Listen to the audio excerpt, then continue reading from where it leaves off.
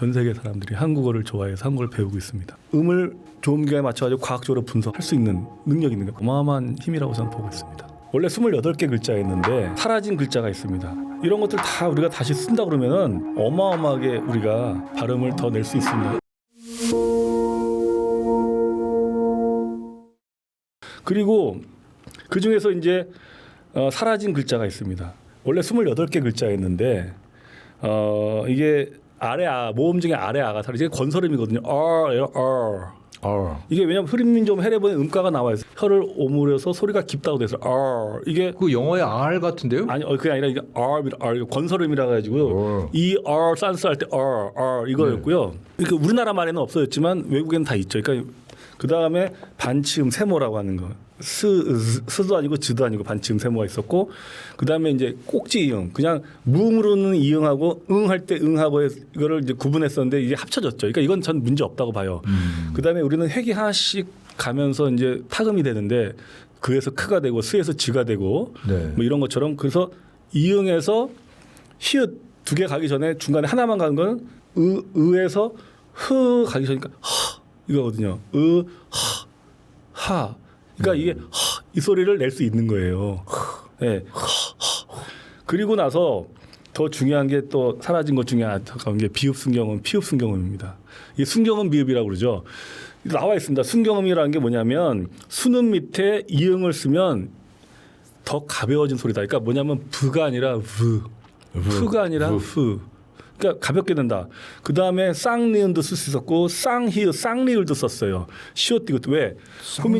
훈민정음에 대해서 뭐라고 하냐면 이들이 이달에 이제 1443년 음력 12월 30일 날에 나온 이게 기사인데요. 뭐라고 나오냐면 이게 1443년 음력 10월 3일 이게 마지막 기사입니다. 이달에 임금이 친히 원문 28자를 지었는데 그 글자가 옛 전자를 모방하고 초성, 중성, 종소로 나눠 합한 연후의 글자를 이루었다. 무릇 문자에 관한 것과 이어에 관한 것. 이어가 뭐냐면요 소거란 뜻이에요. 뭐 한자로 표현하기 힘든 단어. 예를 들어서 이런 제기랄 이거 한자로 어떻게 표시할 거예요? 이게 그런 것들인 거예요. 네. 그런 것들도 쓸 수 있다. 그러니까 한마디로 문자뿐만 아니라 그런 표현하기 힘든 때르릉 이런 것들인 거예요. 네. 시냇물이 졸졸졸 흐르네 졸졸졸 이런 것들이 이어인 거예요. 이런 것들도 다 쓸 수 있다는 거죠. 그리고 중요한 말입니다. 글자는 비록 간단하고 요약하지만은 전환하는 것이 무궁하니 이것을 훈민정음이라 일렀다. 이게 세종대왕이 직접 이렇게 만드신 거거든요. 그러니까 전환하는 것이 무궁한데 그러면 이제 말씀드릴게요. 네. 이게 이제 좀 충격적인 얘기입니다. 이거 한번 박사님 보시면 자 이게 파더지 않습니까? 네. 이거 파도로 써야 됩니까? 화도로 써야 됩니까? F 발음. 그러니까 어떻게 써야 돼요? 파도입니까? 화도입니까? 그냥 이거는 father라고 쓰면 되는 거예요. 피읍 순경음. father예요. father. 그런 글자가 네. 있었어요? 그럼요. 피읍 순경음. 순경음 훈민정음에 쓰라고 돼 있어요. 세종대왕께서. 자 그리고 근데 왜 없었어요? 패션과 패션입니다. 이게 둘 다 지금 말로 표현하면 이게 패션 하나 쪽은 열정이고요. 뒤에 건 옷차림이잖아요. 그러니까 헷갈려요. 둘 다 패션으로 쓸 수밖에 없어요. 근데 이 패션은 이렇게 시작해야 되는 거죠. 패션으로. 패션. 즉 무슨 얘기냐? P하고 F를 구분할 수 있어요. 우리 현재 훈민정음으로. 네. 그리고 베이비하고 빅토리입니다. 이게 좀 더 현재 비읍이잖아요. 그렇죠. 근데 이 V는 비읍 순경음으로 쓰면 빅토리예요. 그런 글자가 있었구나. 라디오. 이거 레이디 둘 다 L과 R을 우리는 똑같이 리을 하나로 쓰지만 사실은 저는 R은 쌍리을로 써야 된다고 생각해요. 라디오라고 하는 거죠. 쌍리을. 자, 아까 우리 박사님이 시옷디귿 얘기하셨는데 자, 땡큐잖아요. 이 땡큐가 TH가 우리가 어렸을 때 배웠던 번데기 발음입니다. 번데기 발음이라 표현했잖아요. 이거 땡큐입니까? 땡큐입니까? 그러게요. 이건 이렇게 표시하면 되는 거예요. 땡큐. 시옷디귿. 땡큐. 시옷하고 디귿. 이게 왜냐하면 번데기 있어요? 발음이 혀를 윗니 아랫니에 내밀고 낸 소리라고 돼 있어요. 자, 혀를 윗니 아랫니에 내밀고 혀를 이에다 대한 얘기는 뭐냐면 혀는 설음이고 이는 치음이지 않습니까? 자, 니은은 그러니까 디귿은 설음이고 시옷은 그러니까 시옷 디귿이 합치면 딱 맞는 말인 거예요. 옛날에는 시옷 디귿도 같이 썼어요. 땡큐예요. 땡큐. 그러니까 이런 식으로 중국어는 이제 한어병음이라고 해가지고 이게 1956년에 이제 알파벳으로 중국어의 음을 표시합니다. 그래서 이제 우리가 중국어 공부할 때는 알파벳을 가지고 발음을 표시한 걸 가지고 배우게 되는데 그러다 보니까 이거 가지고 중국어 공부하려면 한자 위에 밑에다 저렇게 영어로 표기한 한어 병음을 가지고 이제 공부하게 되는데 참 복잡합니다. 아주 복잡해요. 자, 우리가 근데 영어라는 게 이게 엘리먼트 2가 3개입니다. 2가 3개지만 앞에 이, 두 번째, 세 번째 이가 발음이 다 달라요. 그렇죠? 네. 앞에 거는 에, 두 번째 건 이, 세 번째 건 어. 지금 무슨 얘기냐면 이가 한 단어에 쫙 이가 3개가 있어도 이 3개의 발음이 다 달라요. 예. 이게 영어예요. CH도 이럴 때는 K를 쓰고 이럴 때는 charming이에요. 예. 크고 치예요. 또 G도 같은 단어에 앞에 G는 G오고 그대 그래프예요. 발음이 다르잖아요. 아, 그러네. 그 다음에 K도 이럴 때는 kind고 이럴 때는 묵음이죠. 네. 자 무슨 얘기냐면 영어 알파벳으로 은 음이 다 다르기 때문에 처음에 이 미국에서나 이런 데서는 처음에 학교 들어가서 애들 이름 보고서 못 읽어요 선생이. 다 어떻게 외워야 그러는지. 되는 거네. 네. 그거. 서로 이거 어떻게 왜냐하면 발음이 그때 다르고 원칙이 다 다르니까 그 정도로 힘든 겁니다. 즉 영어 알파벳은 이게 페니키아에서 나온 말이고 그 전에 이게 뭐 저기 이집트 상형 문자에서 조금씩 반화된 거기 때문에 네. 우리처럼 아설순치우 목화토금수로 조음기관으로 과학적으로 만들지 않았기 때문에 우리는 시옷하고 지읒하고 치읓이 같은 치음인 걸 알아요. 니은하고 디귿하고 티귿이 같은 결이지만 영어는 니은 n과 d가 같은 라인이 아니잖아요. 네. 전혀 다른 n하고 d는 근데 사실은 느하고 드는 조음기관으로는 같은 의미거든요. 네. 우리는 DNA가 훈민정음 DNA가 있는 거예요. 전 세계인들 중에 우리만 있어요. 우리만. 우리가 세종대학에 선물해 주신 거예요. 음을 조음기관에 맞춰가지고 과학적으로 분석할 수 있고 할 수 있는 능력이 있는 거예요. 그런 의미가 알파벳 있네. 없죠. 자, 그런데 중요한 게 있습니다. 중국어는 저렇게 알파벳으로 쓰는데요. 중국어 이 50음도 이 한어병음으로 표기할 수 있는 발음이 한 400개 정도밖에 안 됩니다. 410개랍니다. 일본어는 이거 아시죠? 아이유의 가기그 사시소에서 이거 50음도 일본의 이 문자 네. 히라가나 가지고 발음 낼 수 있는 건 300개밖에 안 됩니다. 300개. 그러니까 일본은 일본어의 비극이라는 책에도 나와요. 일본은 비루딩구 1호가 앉아 있잖아요. 예. 비루딩. 빌딩이란 말이 안 되고. 네. 그런데 우리는 자음 초성 중성 종성으로 이렇게 만들어서 현재 24개 그러니까 4개 사라진 글자고 복자음이라든지 아까 수많은 것들 쓸 수 있는 걸 안 쓰고 현재 그냥 24개로 갇혀 있는 것만 해도 우리가 한 11,000개를 쓸 수 있는데요. 그런데 안타까운 게 있습니다. 중국어는 P하고 F를 발음하고 L하고 R을 구분할 수 있는데요. 네. 중국어는 우리는 11,000개의 발음을 낼 수 있다고 하면서도 P하고 F하고 L과 R을 구분이 안 돼요. 이런 모순이 있습니까? 뭐 쌍리을이나 뭐 그런 아니, 거 그러니까 현재로 되던데?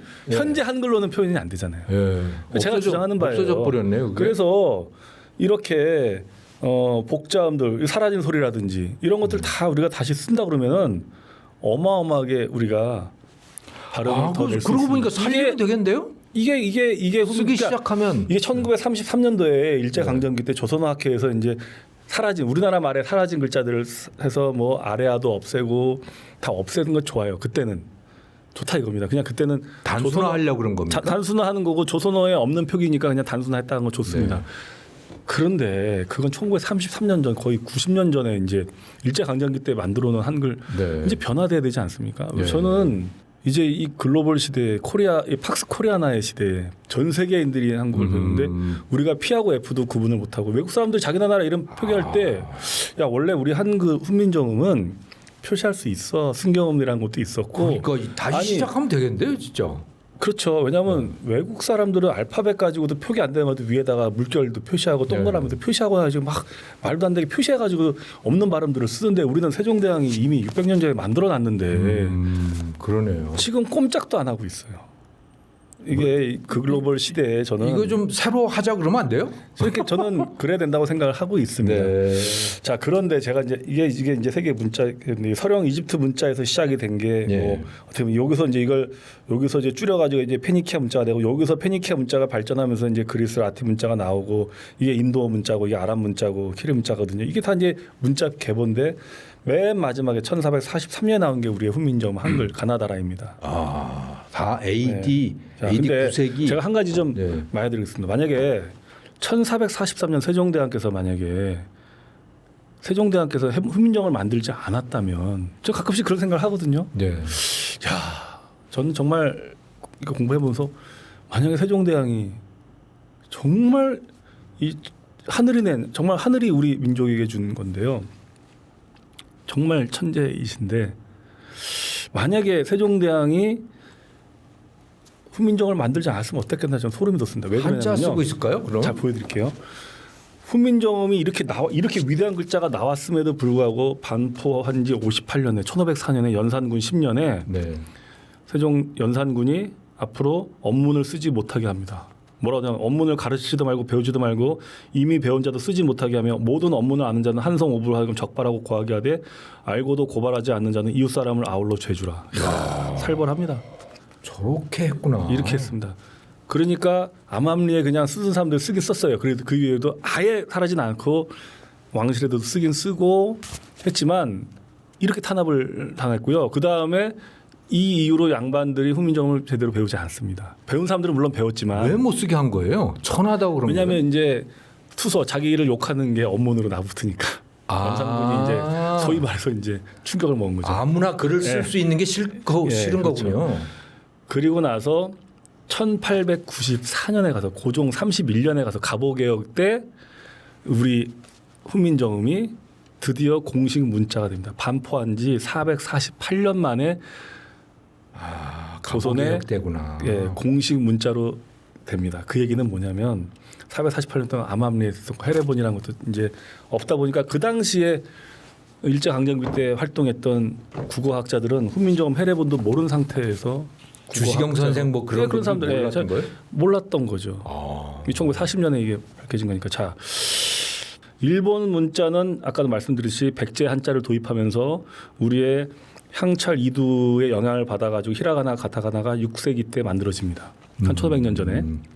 그래서 일본은 지금 한자에다가 자기네 히라가나 글자를 씁니다. 그렇죠? 음독도 네. 하고 훈독도 하고 굉장히 복잡합니다. 이거 정말 복잡하더라고요. 이게 1500년 전에 쓴 되게 원시적인 문자예요. 아직도 이걸 쓰는 거예요. 음도 50개밖에 없고 50음도 아이웨어가 이렇게 한자를 간략하게 만든 걸 1500년째 자기네 글자라고 쓰고 참 이런 글자 쓰면서 세계 2위까지 올라간 거 보면 일본도 참 대단하다 생각합니다. 저는 진짜 정말 대단하다 생각합니다.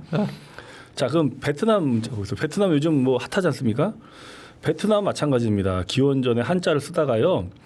13세기 때 이게 향찰과 이들을 써서 또 쯔놈이라는 걸 만들어요. 이게 우리의 한자를 가지고 변형한 쯔놈이라는 걸 쓰다가 쯔꽁우라고 해가지고 이게 이제 이 그 프랑스의 지도를 받으면서 선교사가 로마자를 가지고 쯔꽁우라고 하는 글자를 만듭니다. 네. 그걸 가지고 19세기 말에 이 로마자를 가지고 자기네 나라 말로 19세기에 만듭니다. 영어 알파벳 로마자를 쓴 거예요. 즉 한자를 쓰다가 한자를 변환시켰던 향찰처럼 변화시켰던 쭈놈이라는 걸 쓰다가 결국은 프랑스 지배를 받으면서 로마자를 가지고 결국은 자기네 나라 말을 쓰는 게 오늘의 베트남 문자입니다. 그러니까 프랑스 사람들이 알아들으려고 예. 쓴 거예요? 예, 그러니까 표기가 안 돼 어려우니까 예. 표기를 하게 한 거죠. 예. 자, 그 다음에 그럼 인도네시아 어떨까요? 인도네시아는요 원래 이 팔라와 문자라는 걸 쓰다가 인도 문자입니다. 그러다가 카위 문자라는 걸 이렇게 씁니다. 이게 이상한 문자죠. 이거. 그러다가 또 인도네시아가 그 이슬람이 이제 장악을 했다 그랬지 않습니까? 이슬람 문자를 써요 이게.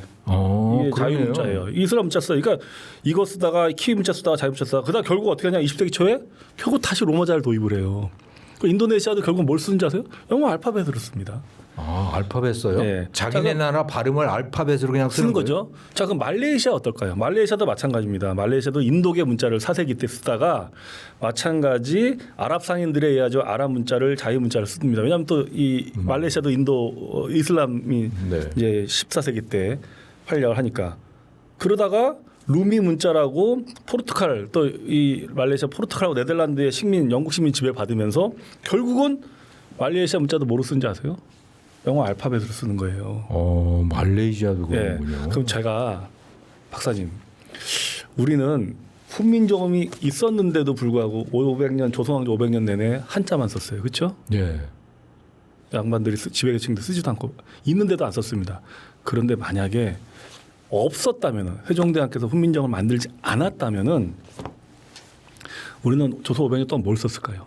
한자 당연히 한자를 썼겠죠. 쓰고 향찰 이두를 썼겠죠. 예. 향찰 이두를 조사 쓰고 그렇게 음독 훈독했겠죠. 그러니까 그러다가 없는 사람들, 가난한 사람들은 이두 썼을 거고. 아니요 이두만 조선 시대 때의 문맹률이 95% 이상 99% 됩니다. 예. 그종 그럼 이두는 누가 조선 써요? 갑오개혁 이후 때도 그 지배계층들만 쓰던 거였어요. 아. 지배계층들이 많이 표기해서 이두는 한자를 알아야지 되는 거기 때문에 그냥 거의 문맹이었다 보고 양반들만 배웠던 겁니다. 네. 거의 그러니까 우리 95%가 문맹이었고요. 조선. 근데도 이게 그 갑오개혁 이후로 이제 문맹률이 높아지고 일제 강점기 때 이제 초등교육을 하면서 네. 올라간 국민교육 하면서 올라간 거지. 사실 굉장히 우리도 문맹률이 높았던 나라입니다. 네. 이렇게 한글 있음에도 불구하고 진짜예요. 이거 뭐 정확히 보셔야 돼요. 근데 만약에 세종대왕이 훈민정음을 만들지 않았으면 500년 내내 우리는 한자 기득권층이 지배계층들이 한자를 썼을 거고 향찰 이두를 썼을 거고요. 그러다가 일제 강점기 겪으면서 뭘 썼을까요? 일본어를 썼겠죠. 일본어 썼겠죠. 네. 그러다가 이제 해방을 맞았어요. 영어 뭘 썼을까요? 그 우리나라 말을 뭐로 표시했을 것 같습니까? 알파벳으로 표기했을 베트남, 말레이시아, 인도네시아하고 뭐가 다를 것 같습니까? 그러네. 우리나라 말을 예? 그러네. 영어로 썼을 거예요. 베트남이랑 똑같이. 예. 자, 여기서 이제 하나가 유대인들 얘기를 해보겠습니다. 유대인들이 어마어마하시죠. 전 세계 인구의 0.2%밖에 안 됩니다. 그런데 인류의 5대 권력을 유대인이 잡고 있습니다. 금융 잡고 있죠. 실리콘밸리 창업주들이 다 유대인들이죠. 네. 어론 여론 문화, 할리우드 문화, 유대인들이 어마어마하지 않습니까? 유대인이 1,500만밖에 없거든요. 1,500만 명. 전 세계 인구 0.2%인데요. 네. 노벨상 수상자 22%가 유대인입니다. 이게 말이 됩니까? 미국의 억망장자 중에 30~40%가 유대계입니다. 네. 미국은 유대인들이 꽉 잡고 있지 않습니까? 자, 유대인들이 왜 뭐 천재여서? 유대인들은요 2000년 동안 나라도 없이 헤맸던 유랑방랑하던 민족이었습니다. 네. AD 70년에 로마 티투스 장군에 의해서 예루살렘이 함락되고 성전이 무너지면서 아시겠지만 디아스포라 유대인들이 이제 정처 없이 전 세계로 흩어집니다. 맞죠? 그래서 유럽에 전 세계 흩어지면서 이제 박해를 받습니다. 그 박해 받는 이야기들이 많이 나오지 않습니까? 네. 샤일록, 베니스의 상인. 땅이 없으니까 오로지 지가 믿을 수 있는 건 뭐예요? 현금밖에 없었죠. 현금 가지고 돈놀이하고 그러다 보니까 유럽 사람들한테 박해받고 땅도 못 사게 하고 그러면 땅도 없이 이렇게 유리방랑하는 민족이면요. 프랑스든 헝가리든 폴란드든 독일이든 유대인으로 살면서 내가 지금은 박해를 받지만 내 자식은 박해받지 않게 해야지. 그래서 어떻게 하겠습니까? 야, 너는 철저하게 프랑스 사람이 되라. 넌 철저하게 이태리 사람이 되라. 해가지고 주류가 돼서 주류 민족이 돼서 거기서 성공하게 만들었을 것 같아요. 그렇죠? 2000년 동안 200년도 아니고 유태인들이 뭘 지켜냅니까? 히브리어를 지켜냅니다. 히브리어를. 네. 자기네 언어를 지켜요. 히브리어를 지켰기 때문에 유태인이 유태인인 거예요. 그러네요. 그 히브리어는요.